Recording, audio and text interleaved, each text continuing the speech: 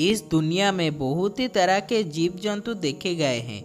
कुछ जीव जंतु तो बहुत ही ज़्यादा सुंदर है और कुछ जीव जंतु बहुत ही ज़्यादा खतरनाक माने जाते हैं।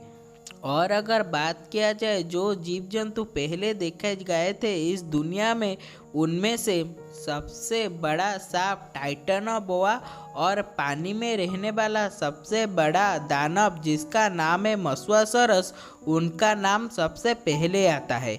ये दोनों प्राणी डायनासोर के समय पर इस धरती पर राज करते थे। इन लोगों का विशाल आकार और शक्तिशाली शरीर पूरी जंगल में उस समय पर राज करते थे। आइए जरा सोचते हैं, अगर इन दोनों में कभी लड़ाई हुआ तो इन दोनों का लड़ाई का अंजाम क्या होगा, इन दोनों में से कौन विजेता होगा। पहले अगर बात किया जाए मस्वासरस के बारे में, मस्वासरस पानी में रहने वाला एक बहुत ही बड़ा रेप्टाइल्स था और इसका जबड़ा बहुत ही ज़्यादा मजबूत माना जाता था। ये अगर किसी को एक बार काट ले तो वो उसका 2 टुकड़ों में हिस्सा कर देता था। इसका शरीर बहुत ही लंबा और आगे 2 पैर था। इसका ज़्यादातर शरीर का हिस्सा बहुत ही ज़्यादा पतला था, जिसके मदद से वो बहुत ही खूबसूरत तैराक माना जाता था। उस समय जितने भी तरह के मछलियाँ समुद्र में देखे गए थे, उन्हीं सब मछलियों से ये मस्वासरस बहुत ही ज़्यादा तेज तैराक माना जाता था। ये इतना ज़्यादा खतरनाक था कि उस समय पर मेगालिडन शार्क, जो मछलियों में सबसे ज़्यादा बड़ा और ख़तरनाक मछली माना जाता है, वो भी इससे पंगा लेने के बारे में 2 बार सोचता था। और अगर बात किया जाए टाइटनोबोआ के बारे में, टाइटनोबोआ आज तक दुनिया में देखे गए सब सांप में से सबसे बड़ा सांप माना जाता है। इसका लंबाई और इसका वजन का बराबर आज तक कोई भी सांप इस दुनिया में पैदा नहीं हुआ है।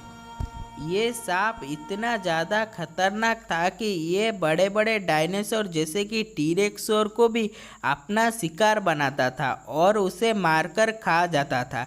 ये सांप को पानी में रहना बहुत ही ज़्यादा पसंद था। ये ज़रूर हुआ होगा कि इन दोनों में कभी ना कभी तो लड़ाई हुआ होगा। आइए ज़रा सोचते हैं, इन दोनों की लड़ाई में विजेता कौन रहा होगा। मस्वासर की जबड़े बहुत ही ज़्यादा स्ट्रांग माने जाते हैं और ये टाइटनोबोआ से छोटा था। टाइटनोबोआ इससे बहुत ही लंबा था। मस्वासरस अगर किसी को एक बार काट ले तो उसका 2 टुकड़े में बांट जाना बहुत ही इजी होता है। लेकिन टाइटनोबोआ के दांत में जहर था। कुछ वैज्ञानिक ये भी बताते हैं कि टाइटनोबोआ अपना शिकार को जिंदा ही निगल जाता था। अगर इन दोनों में कभी लड़ाई हुआ होगा तो 10 में से 7 बार टाइटनोबोआ ही जीता होगा, क्योंकि टाइटनोबोआ अपना शरीर की वजह से मस्वासरस को बहुत ही अच्छा खासा टक्कर दे पाया होगा। मस्वासरस चाहे जितना भी ताकतवर हो, उसका जबड़े में चाहे जितने भी दम हो, लेकिन वो टाइटनोबोआ को 2 टुकड़ा करने के लिए बहुत ही परिश्रम लगा होगा। उस समय में टाइटनोबोआ अपना कुंडली में मस्वासरस को लेकर मस्वासरस को जिंदा ही निगल गया होगा। इसीलिए इस लड़ाई का विजेता टाइटनोबोआ को ही माना जाता है, क्योंकि टाइटनोबोआ एक ऐसे खतरनाक प्रजाति था कि वो जितने भी बड़े डायनासोर या फिर जितने भी बड़े मछली हो, वो किसी को नहीं छोड़ता। वो सबको अपनी मजबूत कुंडली और जहरीले दांत से मार देता है।